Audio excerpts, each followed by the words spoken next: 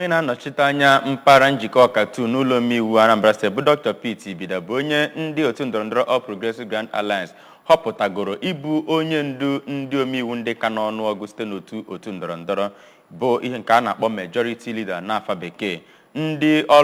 omeiwu ndị ọzọ welitere isi ahọpụtara gụnyere Honorable Beverly Ikpeazụ Nkemdiiche na-anọchite anya Onitsha South nke abụọ bụ onye ahọpụtara dịka Chief Whip, nakwazi Honorable Ifeanyi bụ onye na-anọchite anya Idemmiri North onye ahọpụtara dịka osote Chief Whip nke ụlọ omeiwu. Mbugo n'elu ha n'ọkwa ahụ bụ nke ọkaokwu ụlọ omeiwu Right Honorable Uche Okafọ kwupụtara na nzukọ emere ụnyaahụ. Onye nta akụkọ anyị n'ụlọ omeiwu steeti a Chukwuemeka Modelem ga-akọdalu gị akụkọ a.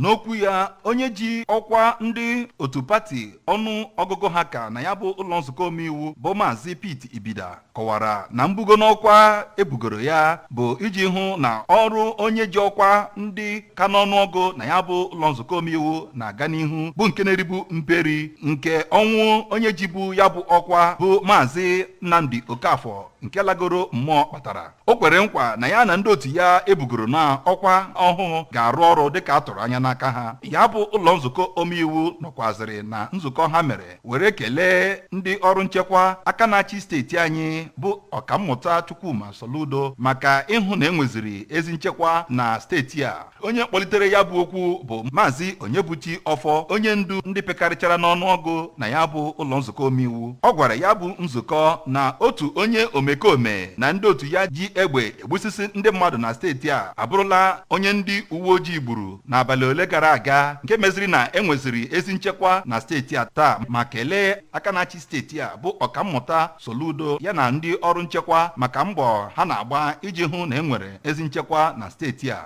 N'okwu nke ha, osote onye ji ọkwa ndị ka n'ọnụọgụ na ya bụ ụlọ nzukọ omeiwu bụ Maazị Emeka Afọka nakwazi onye ji ọkwa ndị ọnụọgụ ha ka na ya bụ ụlọ nzukọ omeiwu bụ Maazị Ibida nakwa onye na-anọchite anya ọgbọnta nkwado ọgbarụ nke abụọ bụ Maazị Somtochukwu Udeze chọpụtara na enwego ezi nchekwa na steeti a nke na-adịbụghị mbụ, ma kelee aka na-achị steeti a na ndị ọrụ nchekwa maka mbọ ha na-agba iji hụ na enwere ezi nchekwa tọrọ atọ na steeti a. Ndị ọzọ kelere aka na-achị steeti a ya na ndị ọrụ nchekwa maka ezi ọrụ ha na-arụ n'ihe gbasara ọrụ nchekwa gụnyere Maazị Ụzọma Eli na-anọchite anya ọgbọnta nkwado Onitsha South nke abụọ ya na gwazi Odoziakụ Beverly Nkemdiiche Ikpeazụ na Maazị Ifeanyi Chiekwu, Maazị Ejike Okechukwu nke na-anọchite anya ọgbọnta nkwado Anọcha nke abụọ. N'okwu nke ya, okwupụta okwu ụlọ nzukọ omeiwu steeti a bụ Maazị Okafọ kọwara mkpa ọ dị na